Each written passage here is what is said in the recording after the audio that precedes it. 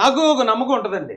నేను ఒకవేళ జగన్మోహన్ రెడ్డి గారి మీద తలపడినా, లేకపోతే ఇంకొక ఓ దోరంపూడి చంద్రశేఖర్ రెడ్డి, ఒక కోడాలి నాని, ఓ జక్కంపూడి రాజా, ఇంకొక అతను చెర్ల జగ్గిరెడ్డి, ఇలాంటి వాళ్ళు ఎవరి మీద కన్నా సరే నేను కొంచెం దూకుడుగా వెళ్ళాను గతంలో.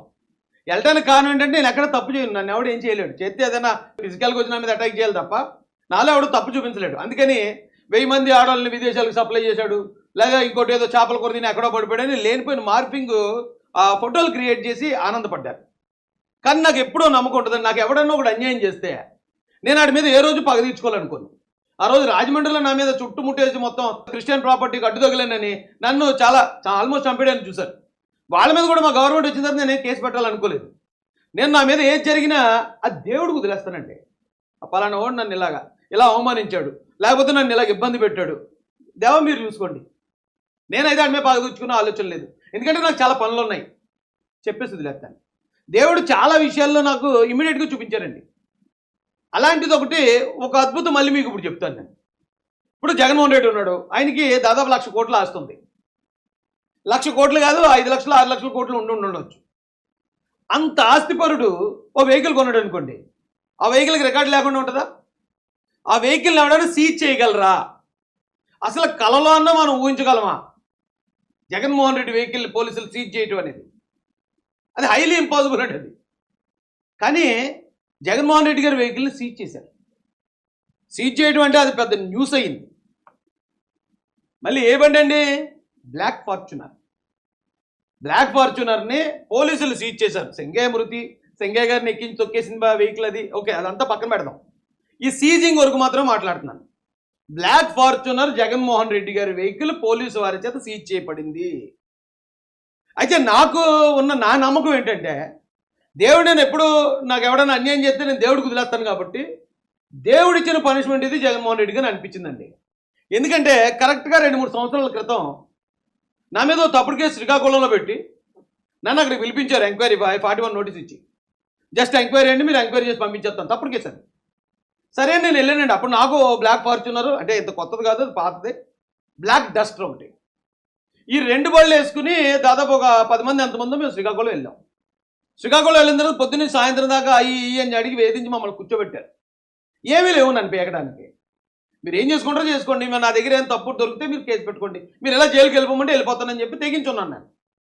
ఆ సీఏ కూడా ఏం చేయాలో అర్థం కాలేదు. అంతా అయిపోయిన తర్వాత రాత్రి 9 గంటలకి వెళ్ళిపోవచ్చాను నేను. వెళ్ళిపోవచ్చంటే బయటకు వచ్చి చూస్తే మా బళ్ళు లేవు అక్కడ. ఏ వెహికల్స్ అంటే వెహికల్స్ పోలీసులు సీజ్ చేశారన్న. సీజ్ చేయడానికి ఏముంది కారణం అంటే, అది ఢిల్లీ బళ్ళు అని ఉన్నాయండి, ఢిల్లీ అంటే డిఎల్ అని ఉంది రిజిస్ట్రేషన్, దాని గురించి అట్టే పెట్టారన్న. దాని గురించి అట్టే పెట్టడానికి ఏముంది, దానికి కూడా రికార్డు ఉంది కదా. ఢిల్లీ కూడా పాకిస్తాన్లోనో లేదా ఆఫ్ఘనిస్తాన్లో లేదు కదా, అది మన దేశందే కదా. ఒకవేళ పెనాల్టీ ఉంటే పెనాల్టీ ఏంటి కట్టేసి పట్టుకుపోతాను అంతే తప్ప దాన్ని సీజ్ చేయడం ఏంటి అని చెప్పంటే, లేదంటే సీజ్ చేశారు, మీరు వెళ్ళిపోవాలి ఇక్కడి నుంచి, మీరు ఎలాగెళ్తారో మాకు తెలియదు అన్నారండి. ఆ రోజు రాత్రి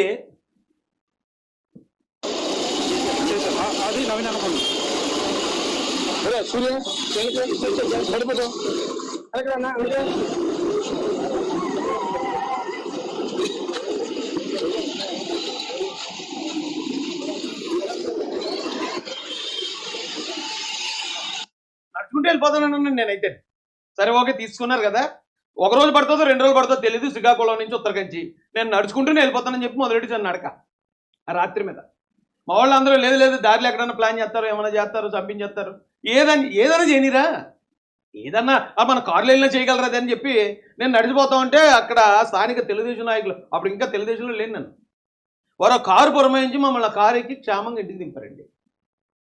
ఆ రోజు జగన్మోహన్ రెడ్డి గారు నాకు ఏ అవమానం అయితే చేశారో, ఈవేళ ఆయన దగ్గర 1,00,000 కోట్లు, 5 లక్షల కోట్లు, 10 లక్షల కోట్లు ఆస్తి ఉండొచ్చు, కానీ సేమ్ అవమానం ఆయనకి ఎదురైంది చూడండి.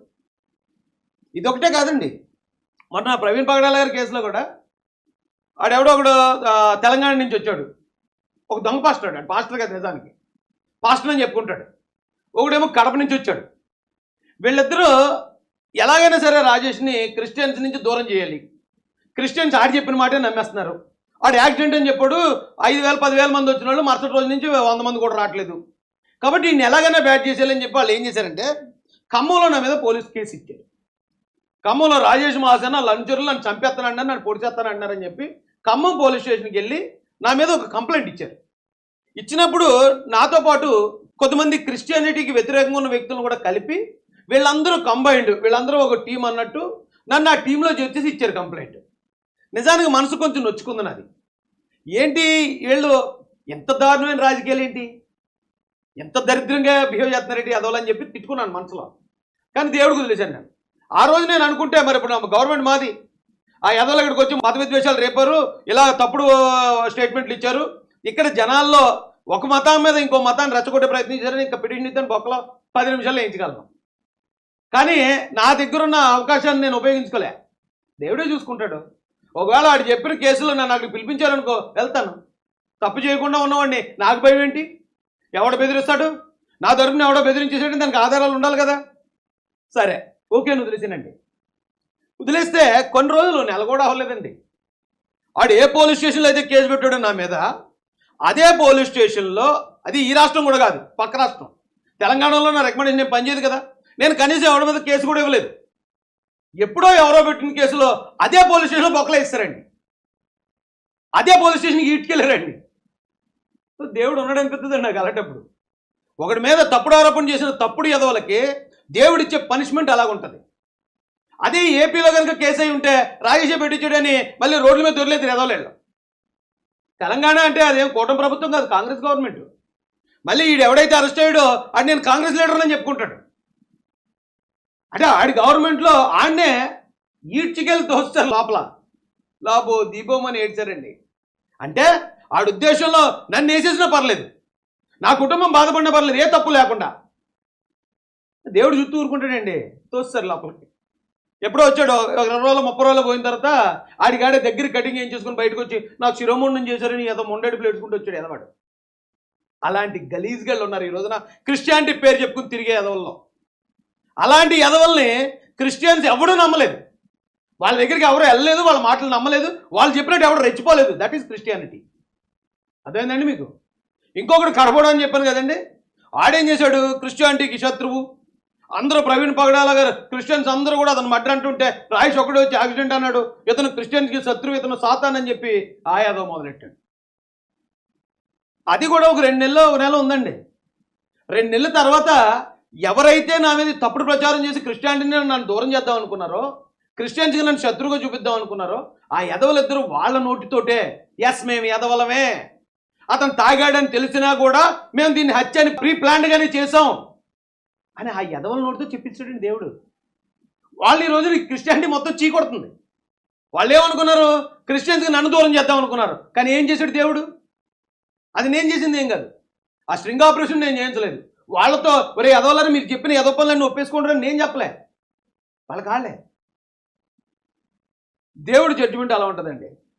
కాబట్టి ఎవడైనా బలహీన, నా ఒక్కడి విషయంలోనే కాదు, ఎవడైనా న్యాయంగా ఉన్నవాడు పక్షాన, లేకపోతే ఎవడైనా బలహీనుడి మీదకి బలం ఉంది కదా అని, లేకపోతే నోరు ఉంది కదా అని వెళ్ళి పడిపోతే దేవుడు అనేవాడు ఒకడు ఉన్నాడు అనేది మాత్రం గుర్తుపెట్టుకోండి అబ్బాయి. ఈరోజు జగన్మోహన్ రెడ్డి గారికి ఈ పరిస్థితి ఎదురైందంటే అది నా ఒక్కడి విషయం కాదు, ఆయన ఎవరికి ఏది చేశారో తిరిగి వచ్చేద్ది ఆయనకి. ఇది మాత్రం మీరు కొంచెం అర్థం చేసుకోండి.